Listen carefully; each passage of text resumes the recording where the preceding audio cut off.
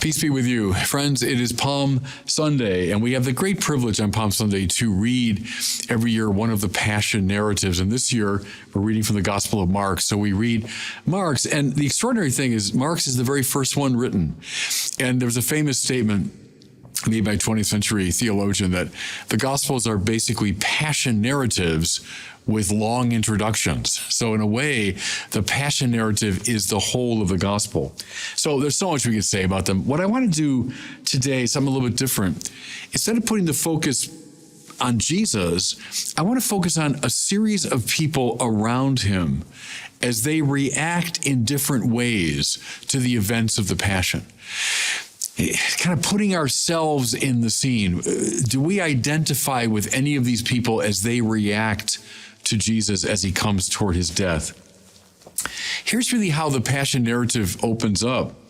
It's the woman with the alabaster jar of perfume. Remember the scene where she breaks open this jar of very expensive perfume, and then she pours it on Jesus' head, and it scandalizes people around. They say, well, wait a minute, that's very expensive. Couldn't that have been sold and the money given to the poor? I mean, what a waste and what an over-the-top gesture. Well, of course, Jesus dismisses that critique, and he praises her and says in a way that's fulfilled every time we read this, what she has done will be remembered, for all time.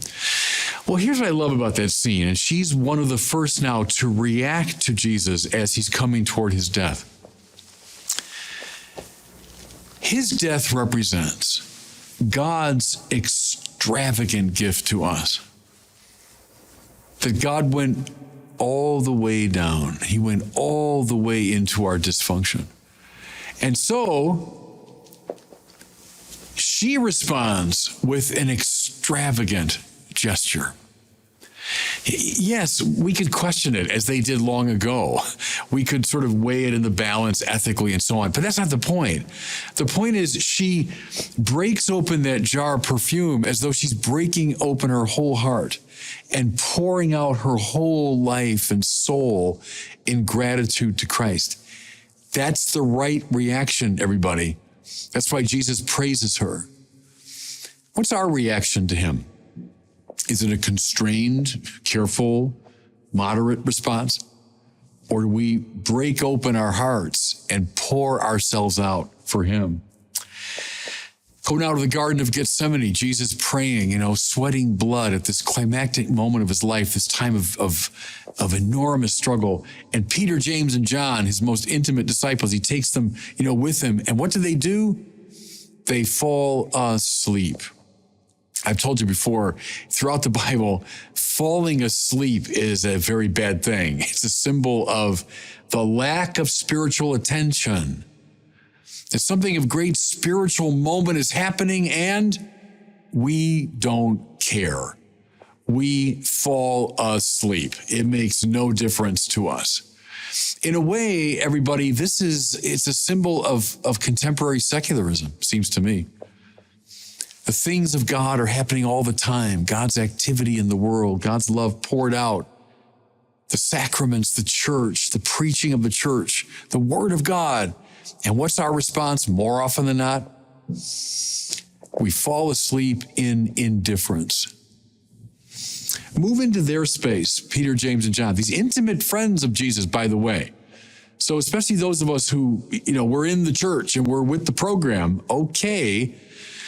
But what are we doing as the Lord is acting in our lives and in the world? Are we snoozing away? Think of the Old Testament symbol here of Eli in the temple. Remember the scene where the Lord calls to Samuel, and the two of them are asleep in the temple. And the Bible says that, visions and locutions of God were very rare in those days. Why? Because God decided to withdraw? No, I would say because especially religious people began to fall asleep even in the temple. Peter, James, and John, in the very presence of Christ at the climax of his life, fall asleep. Here's a scene, of course, it's unique to Mark, and I've preached on it before. I love it.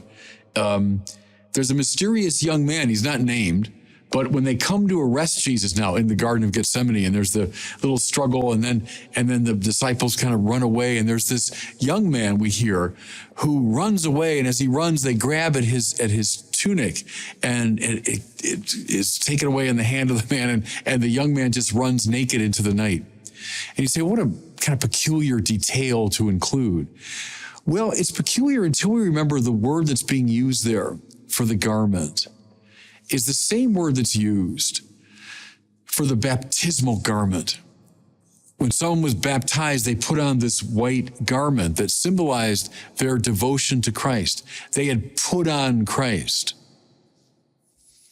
How often, at the moment of truth, when our Christian faith, listen now, is going to cost us something, maybe when they're coming after us, when things are getting dangerous and dicey because of our faith, what do we do? Do we stand our ground, or do we run off into the night, leaving behind our baptismal identity? That's a great scene. It's difficult to take in, I'll grant you that, but that's a very important scene for us to identify with. How often, if I ask myself in the course of my life, am I like that young man? That when things got a little difficult, I abandoned my baptismal identity, ran away from the struggle. What's your attitude at those moments of truth? Another wonderful scene now, the high priest, they brought Jesus to the Sanhedrin for trial. High priest, after hearing various witnesses, said, well, okay, let's cut to the chase here. I mean, are you the Blessed One? Are you the Son of the Blessed One, the Son of God? And Jesus answers in such a shocking way that the high priest tears his robes and declares blasphemy. What did Jesus say? He quoted Daniel chapter 7. Daniel speaks of seeing the Ancient of Days, and then coming on the clouds, one like the Son of Man. And the Ancient of Days gives him his authority, and so on. It's a messianic prediction, yes, but even more than that. This one coming on the clouds, this Son of Man, is someone who shares in the very authority of God.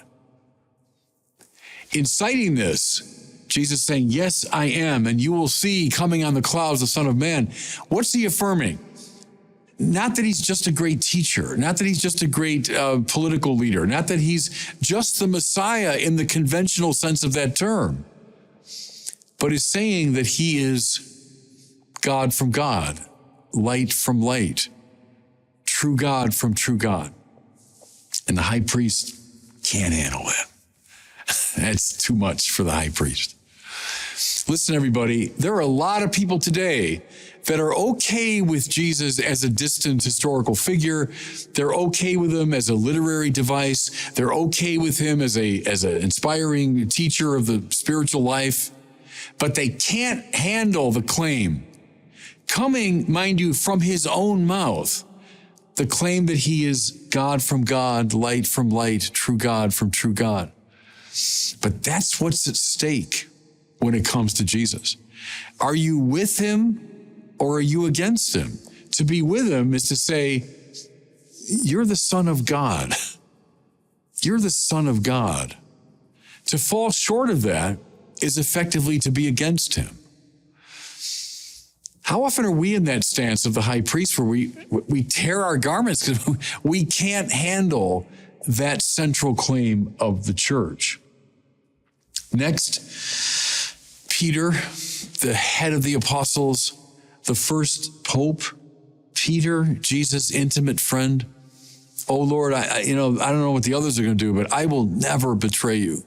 I wonder how often in our spiritual lives we say something like that. Lord, of course not. I'm your faithful follower. You're my everything. I'll always, Lord, be with you and follow you. And then the minute that scapegoating mob breaks out, remember in the courtyard of the high priest's house, they're warming themselves by the charcoal fire. It's a cold night. And someone notices Peter. Well, he was with that Jesus. No. I don't even know him. Yes, you were. I saw you. No, I'm not. Your accent gives you away. You're a Galilean. I tell you, I don't know him. 3 times he denies him.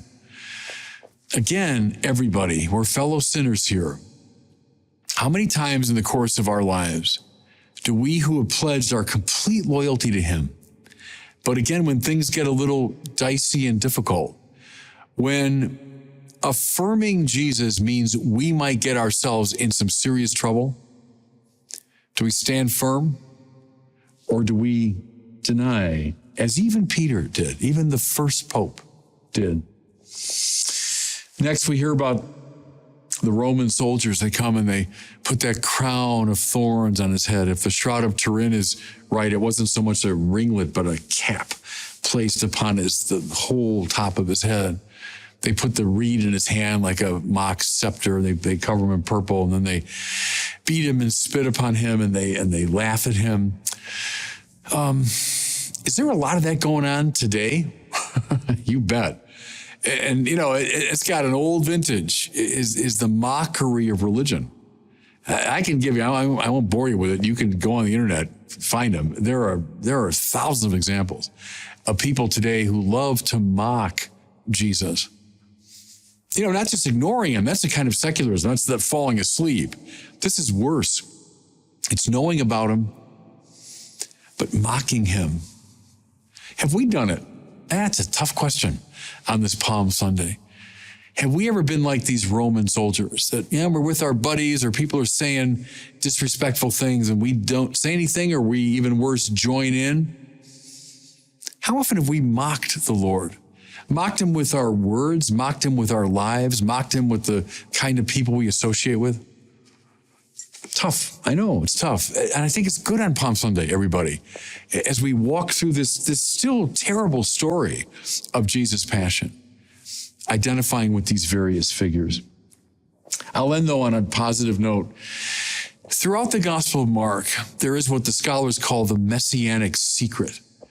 That means that when people are tempted to say, oh, Jesus is the Messiah, he usually quiets them.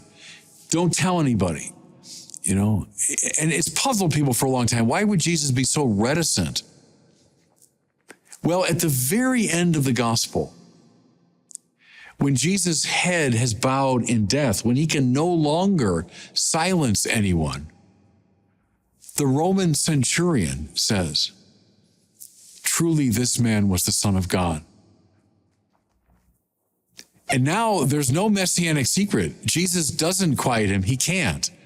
And so the words of the centurion, with which the story basically ends, go out across the centuries, coming from a very unlikely source, the Roman centurion who's putting him to death. But he's the one who says, as a kind of proto-evangelist, truly this man is the Son of God. And mind you, as I've said to you before, who was called Son of God in that place and time but the Roman emperor?